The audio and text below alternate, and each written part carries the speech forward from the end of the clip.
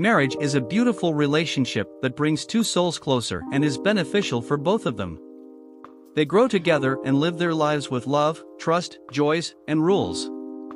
When my age came for marriage, I still had not found the love of my life with whom I could spend all my life. Hello, my name is James, and I am a yoga instructor and physiotherapist by profession. I live in Georgia with my parents.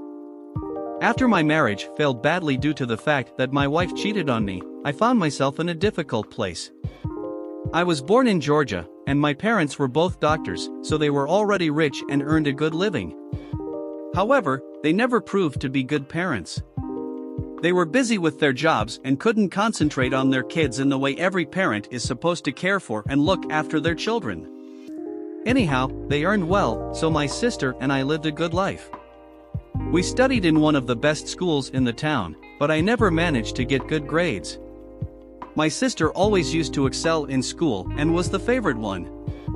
I couldn't satisfy my parents. They wanted their children to be highly successful and always demanded perfection from us, which I could not achieve, no matter how hard I tried.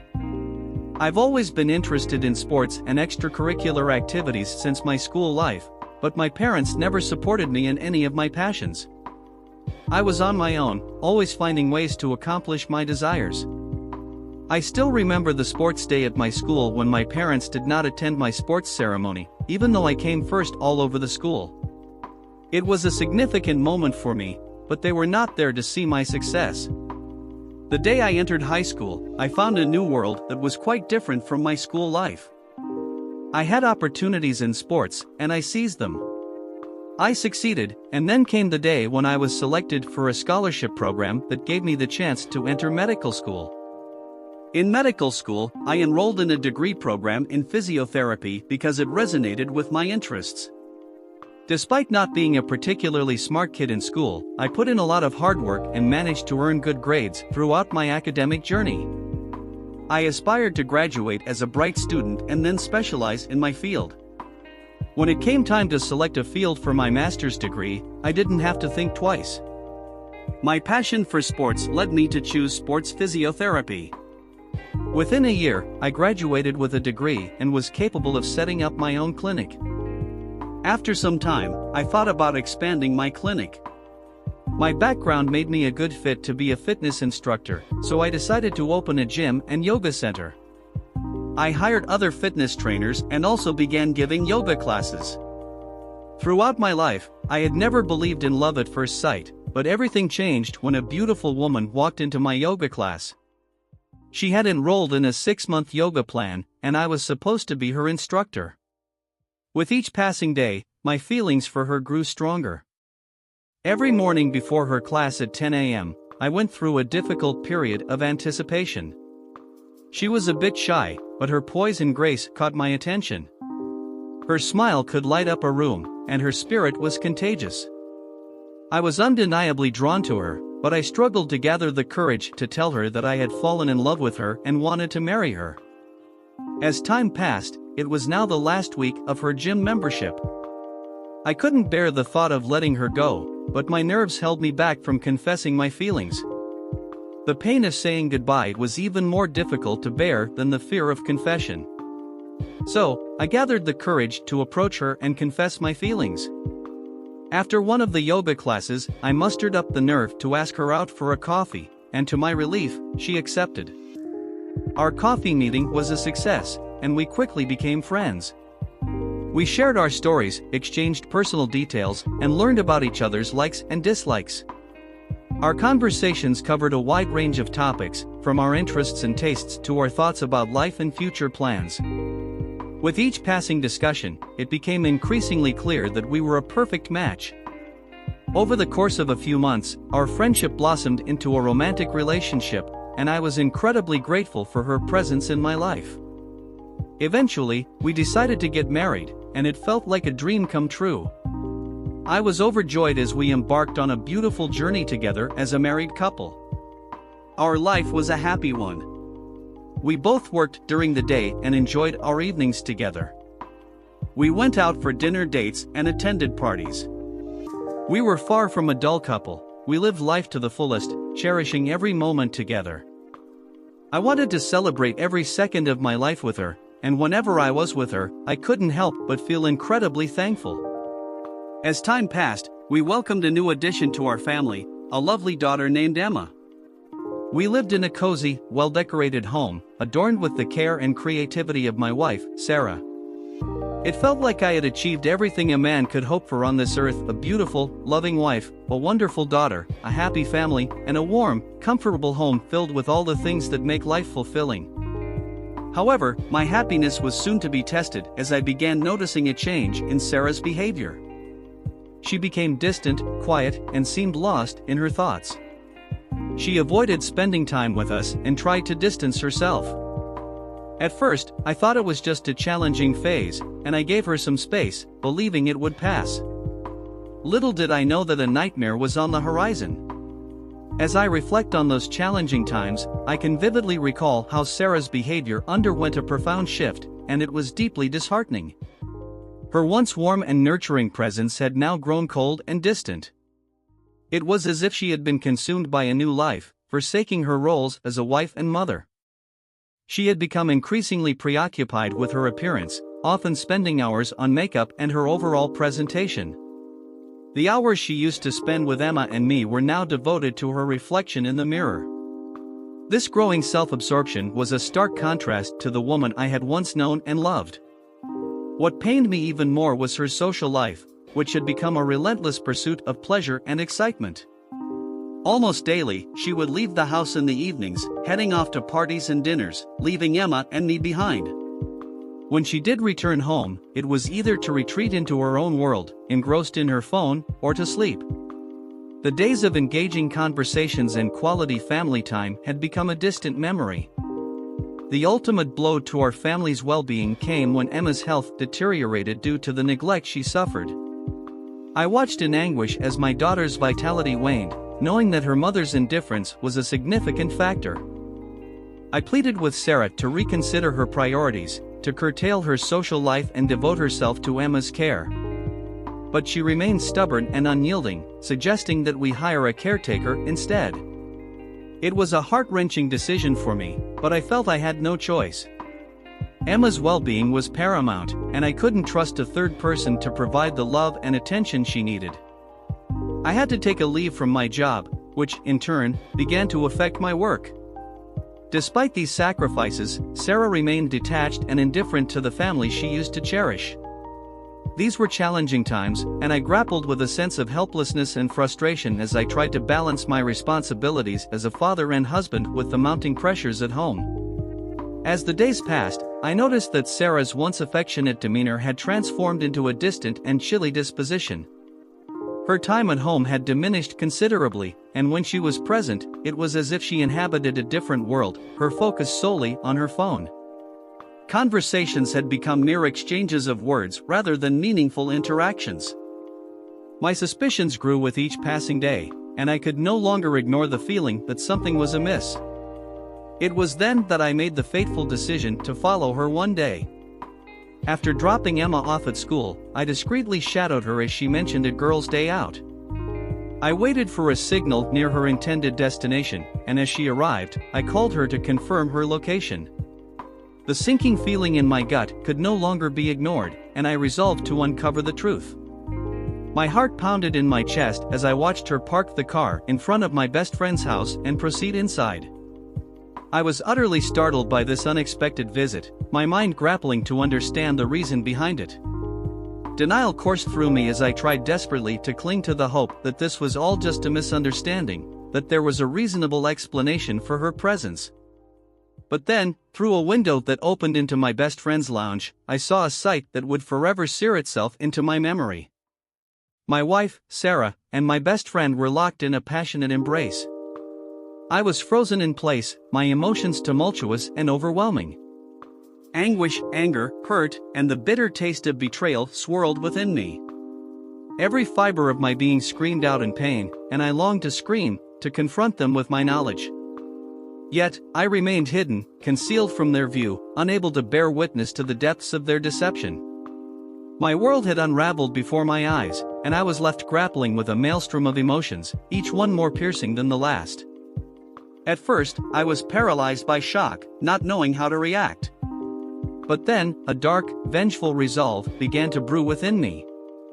I couldn't simply walk away from this, I craved retribution. I wanted to make them suffer as much as they had hurt me. I was shattered, questioning how my wife and best friend could betray my trust in such a cruel way. They were the people I trusted the most, and they had shattered that trust. I returned home and started planning and concocting a scheme to ensure they regretted their actions. The pain ran deep, and I was determined to make them pay for the immense betrayal. My quest for revenge was driven by a fierce determination to hurt them both equally, but particularly Sarah, whom I had loved more than anyone and trusted blindly. I knew this endeavor would be a long and grueling process, but I was resolute in my determination. To unravel the extent of their betrayal, I decided to hire a private investigator who could help me gather videos, pictures, and call records. With a heavy heart, I searched for a trustworthy and discreet investigator, ultimately finding one who specialized in uncovering infidelity cases. In a quiet, dimly lit office, I explained my predicament and shared the details of the distressing situation. The investigator listened intently, offering a reassuring nod before explaining the process. The investigator initiated their work by tracing Sarah's movements, monitoring her activities, and discreetly following her during her outings. They employed various surveillance techniques, including hidden cameras and recording devices, to document her interactions with Sam. Each day, they diligently accumulated a trove of evidence, capturing the most intimate moments and conversations between my wife and my best friend. In parallel, the investigator delved into their call records and messages, leveraging their expertise to uncover the extent of their communication. They gathered digital proof that detailed the clandestine relationship, compiling call logs, text messages, and chat records that revealed the depth of their deceit. As the days turned into weeks, the investigator provided me with an ever-mounting pile of evidence that left no room for doubt. The videos and pictures painted a painful picture of their betrayal, while the call records and messages underscored the extent of their emotional involvement. Armed with this damning evidence, I knew that the time had come to confront Sarah and Sam, to expose their betrayal and exact the revenge that had consumed my thoughts. These materials, though bitter, were essential for my revenge. I stored them away, waiting for the right time to execute my plan. That time approached, and I had chosen a date for my revenge, a day that would forever mar Sarah's birthday. I wanted to make her birthday unforgettable, but in the most painful way. I orchestrated a grand gathering for the occasion, concealing my intentions from her. I played the part of the loving and attentive husband, letting her believe that I was planning a surprise that would make her day special. The day finally arrived, and Sarah was radiant in a black shimmer gown adorned with white pearls, her hair flowing freely. She wore long silver heels and looked stunningly beautiful. For a moment, I was captivated by her presence, but then the memory of betrayal and broken trust resurfaced, fueling my vengeful resolve. It was time, and the guests started to arrive. I had invited a vast array of people, including her family, friends, colleagues, our mutual friends, neighbors, co-workers, and, of course, Sam, my best friend and her new lover. When all the guests were gathered, I knew it was finally time to set my plan in motion. For weeks, I had meticulously prepared for this moment. Goodie bags were neatly arranged, waiting to be distributed to the guests after the cake cutting. I had chosen a luscious chocolate fudge cake, Sarah's absolute favorite, as the centerpiece of the evening. Little did she know that this was going to be her last indulgence in this place. As the guests chatted and mingled, a subtle excitement filled the air. The anticipation was palpable. The moment had arrived, and I took a deep breath, stepping forward. I called Sarah to the stage, her face beaming with the expectation of a delightful birthday celebration. Soft, melodic birthday notes played in the background, creating an atmosphere of warmth and joy. With a knife in her hand and well wishes echoing in the room, Sarah cut the cake, her smile radiant. Little did she know that the sweetness of this moment was about to be overshadowed by something far more bitter.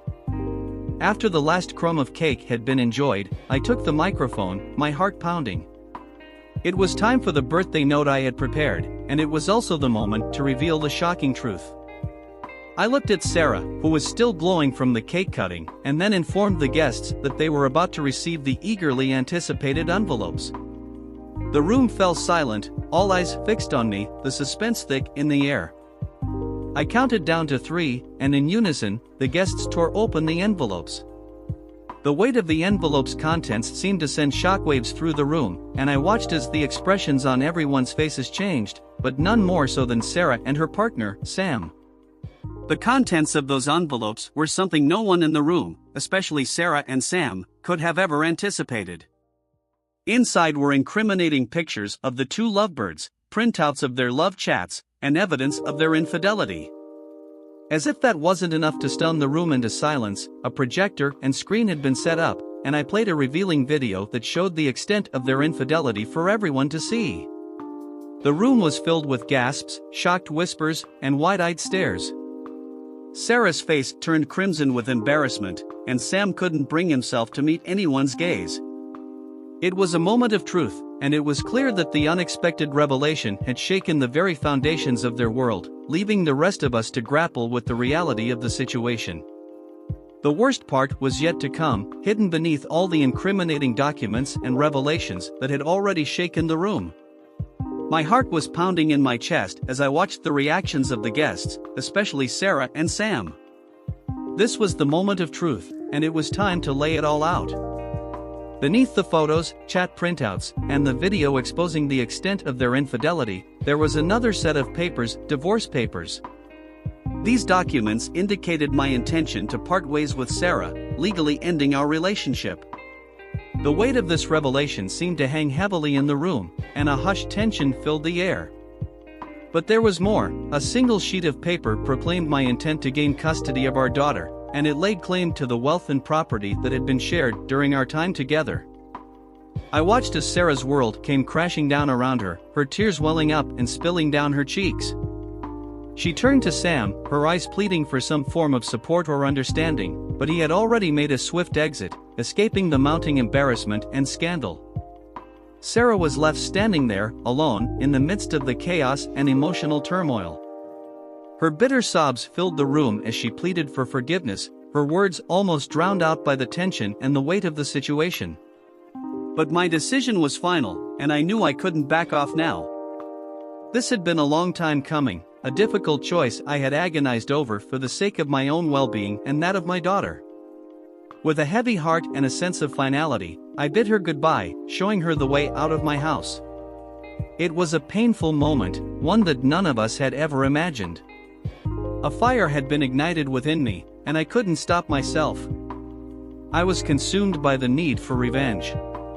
As time passed, however, I began to feel a growing sense of emptiness. The revenge I had sought didn't bring the closure I had anticipated. While I had undoubtedly returned her betrayal in kind, it didn't mend my broken heart or make me feel any better. I was left in a state of emotional turmoil and disturbance. I had lost the love of my life, my most precious possession. Despite the turmoil, I had to pull myself together. I had a daughter to look after, and I couldn't let my personal pain impact her well-being. In the aftermath of the tumultuous events, life became a daily struggle.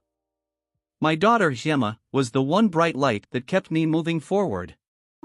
Her innocence and smile provided a glimmer of hope in my darkest moments. In the aftermath of those tumultuous events, life became an intricate daily puzzle for me. The one constant, the one beacon of hope that kept me going, was my daughter, Emma. Her innocence and radiant smile were like the North Star guiding me through the darkest nights. Rebuilding my life was no easy task. The scars from that betrayal ran deep, and the wounds took time to heal. My focus shifted entirely to providing a loving and stable environment for Emma. I channeled my energy into my career as a physiotherapist and yoga instructor. My work was not only a source of livelihood but also a means of rekindling a sense of purpose within me. I came to realize that while revenge might have offered momentary satisfaction, it wasn't the path to true healing. It had been a bitter and painful journey, but it taught me invaluable lessons about forgiveness and resilience. I had to come to terms with the fact that I couldn't change the past, no matter how deeply it had wounded me. What I could control was how I shaped the future, not just for myself but especially for Emma. Over time, I found myself slowly, cautiously opening my heart to the possibility of love once more. I had learned to be more discerning, understanding that not everyone would betray trust in the same devastating manner as Sarah and Sam had. Love had a way of finding its path back into my life, bringing with it a new chapter and a glimmer of hope for brighter days ahead. Emma continued to flourish, evolving into a strong, confident young woman. Together, we forged a home filled with love, trust, and a profound sense of belonging. The scars from the past were still etched on my heart, serving as a reminder of the resilience we had discovered within ourselves. They were a testament to the strength we had drawn from each other. In the end, life had a remarkable way of restoring balance. The anguish of the past gradually yielded to the promise of new beginnings, a resurgence of love, and a deep-seated appreciation for the profound beauty of life's intricate and often unpredictable journey. Dear listener, if you have reached this far, please click on the subscribe button. It will be a great help.